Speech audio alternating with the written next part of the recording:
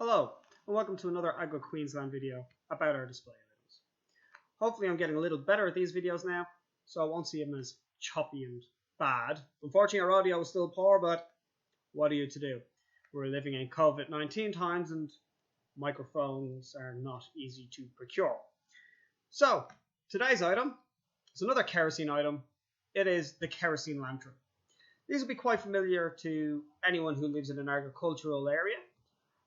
Very popular here in Australia as a home decoration. I'm sure it is in other countries too, especially in rural areas.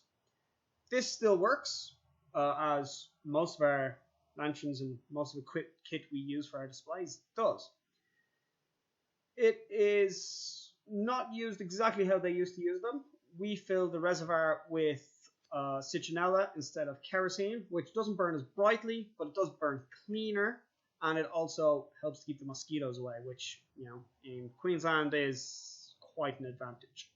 So this has, again, a reservoir. You just unscrew this, undo it, again, fill it up with your fluid, usually kerosene. Like I said, we use citronella just because it's, better for us. And again, due to capillary action, which we discussed in the last video on the cooker, it just simply soaks up the wick, and the wick, even now, is a little wet. Again, we adjust it by winding it up and down. Light uses a lever to lower the glass so the wind doesn't knock it out. There is air vents cut under the glass there to allow air in to help the flame burn. Obviously, it comes at the top. Now, this is known as a hot blast lantern, which means that some of the heat and the fumes and things go up and around these tubes, comes back in the bottom, which provides a worse air quality, but it provides a bit more warmth to allow the flame burn hotter, and that mixed with the fresh air coming in actually does give off a significantly brighter flame. They're said to be more dangerous. I'm not sure entirely why that is. I presume it's to do with carbon monoxide. It certainly does get a lot more sooty, particularly around the base. So it's probably something to do with that. The chimneys on them, which is what we refer to as the glass on the front, as you can see, does blacken with use. It's worse with kerosene than it is with citronella. So it does need regular cleaning. Depending on what fuel you use, how often you clean it. Kerosene, probably clean it more or less every day. Citronella, we probably get maybe, 6 to 8 days out of it before we need to clean it.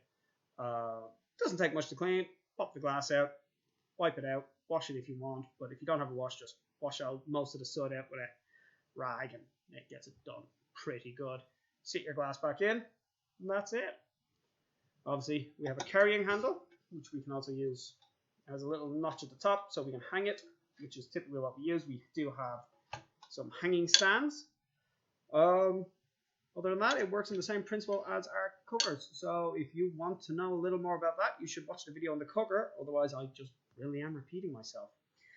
The only other unique thing about this is because it's got its original glass still, it does still have a manufacturer's name and a logo. It's not coming up very well on the camera due to the fact that it's Queensland, it's quite sunny outside, providing a bit of glare, chimney is dirty,